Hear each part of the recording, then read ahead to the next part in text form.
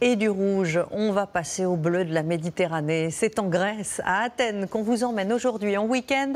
D'abord parce que là-bas, l'été a vraiment commencé. Et puis parce que c'est sans doute la ville européenne qui vous offre le plus cette sensation d'être ailleurs. Sébastien Renouille et Didier Legendre.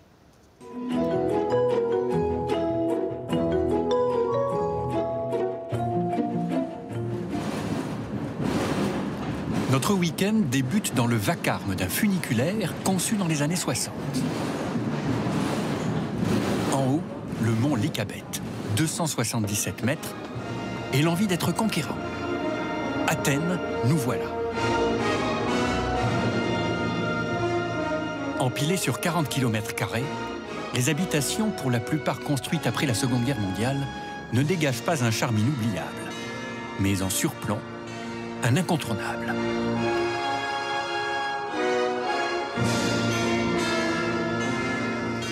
Pour l'approcher, il faut frayer parmi la horde de touristes. Près de 17 000 visiteurs par jour depuis le mois de mai dernier. Un record en nombre de pas sur le chemin creusé depuis l'Antiquité. Pour découvrir notre incontournable, je vous conseille de vous munir d'une bouteille d'eau et de ne pas oublier votre chapeau comme moi.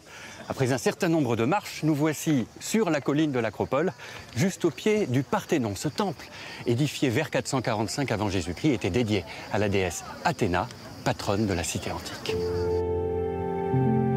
Conçu pour abriter la statue en or et ivoire de la déesse Athéna, le Parthénon et ses colonnes de marbre blanc a connu plusieurs vies.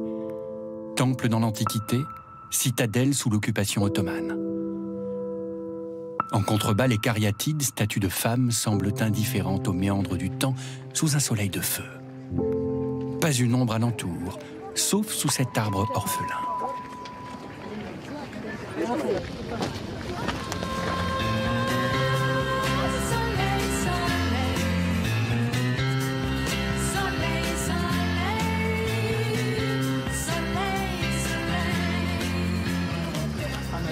En bas, la ville bouillante. Et pour abriter les trésors archéologiques, un écrin très contemporain, le musée de l'Acropole. Le voici, ouvert en 2009, imaginé par l'architecte suisse Bernhard Tschumi. C'est un espace de 21 000 m², mais c'est aussi un endroit où il fait bien frais.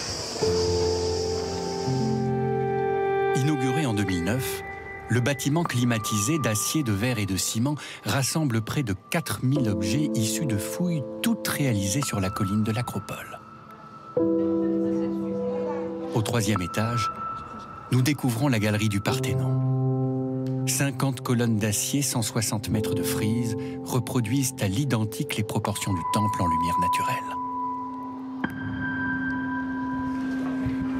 En sortant du musée, le quartier de Kolonaki et ses demeures néoclassiques. Il n'en reste que 10 000 à Athènes. Nous retrouvons la clameur de la ville et son architecture baroque. Une minuscule chapelle presque avalée par les immeubles. À quelques pas... Je crois que c'est un petit peu plus à la droite, là.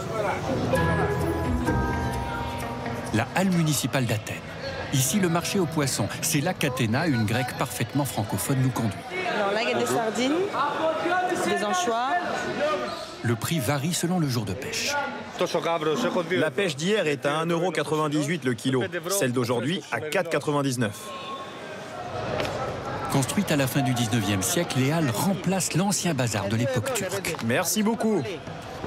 Pour trouver un hébergement abordable, nous descendons la rue Hermou, l'une des principales artères commerçantes, marquons un temps d'arrêt aux abords d'une chapelle byzantine perdue dans la ville, pour atteindre Psyrie, un quartier populaire réhabilité depuis une dizaine d'années. Là se trouve l'auberge de Marianne. Bonjour, ça va bien? Un immeuble rénové qu'elle a aménagé en petit hôtel de quartier au tarif raisonnable. Ce sont des petits studios, une petite cuisine, un lit double, un lit simple. 30 à 80 € selon les chambres. Sur le balcon, la vue C'est relaxé avec cette boîte. sur la colline de l'Acropole. Juste au-dessus, le toit est devenu l'un des lieux à la mode d'Athènes.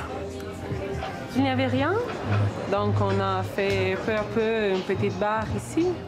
Pour nous, boisson locale et anisée, l'ouzo, mais attention, ce breuvage ne se boit pas. Il se sirote. En bas, nous découvrons une rue dont les commerçants semblent avoir poussé l'art de l'accumulation à son paroxysme.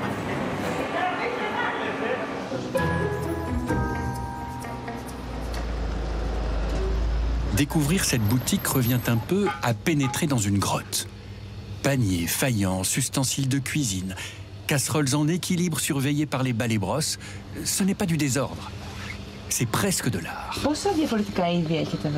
Il y a plus de 10 000 produits différents dans sa boutique. Callisto. Mais notre amie athénienne tient à nous montrer un endroit singulier. Pour nous y rendre, nous empruntons les rues animées du quartier de Plaka à la tombée du jour, puis nous découvrons le Ciné Paris. Son histoire est étonnante. En 1920, un coiffeur féru de 7e art gagne à la loterie. Il achète cet immeuble et réalise son rêve, la création d'un cinéma. Depuis, un homme entretient sa mémoire. Le lieu avait été abandonné dans les années 60. Alors nous, en 1986, on a repris l'affaire. Nous avons effectué des travaux de rénovation pour faire revivre ce cinéma en plein air.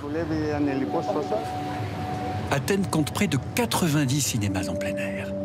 Dimitri nous conduit vers la cabine de projection. Une vieille bobine de film 35 mm y trône parmi les affiches de films américains. Mais depuis peu, un nouvel équipement est installé dans la petite pièce. Dimitri ne cache pas sa fierté.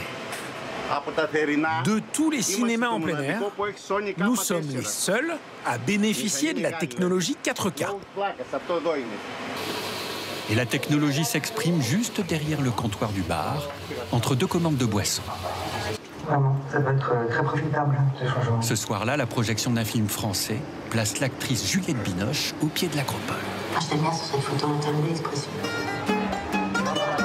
Mais une musique guide nos pas. Une musique entêtante apparue en Grèce dans les années 1920. Le rebetiko. Elle fut apportée par les immigrés grecs expulsés de l'Asie mineure. Elle comporte en elle les origines multiples d'un peuple aux confins de l'Occident et de l'Orient. À la fin du week-end, nous avons compris que découvrir Athènes revient à se laisser porter au hasard des rues et des lieux cachés. La fin de notre soirée va nous le démontrer. Sans autre indication que le bouche à oreille, au dernier étage de cet immeuble d'habitation, se trouve une terrasse en plein ciel. Dernier instant sous l'Acropole.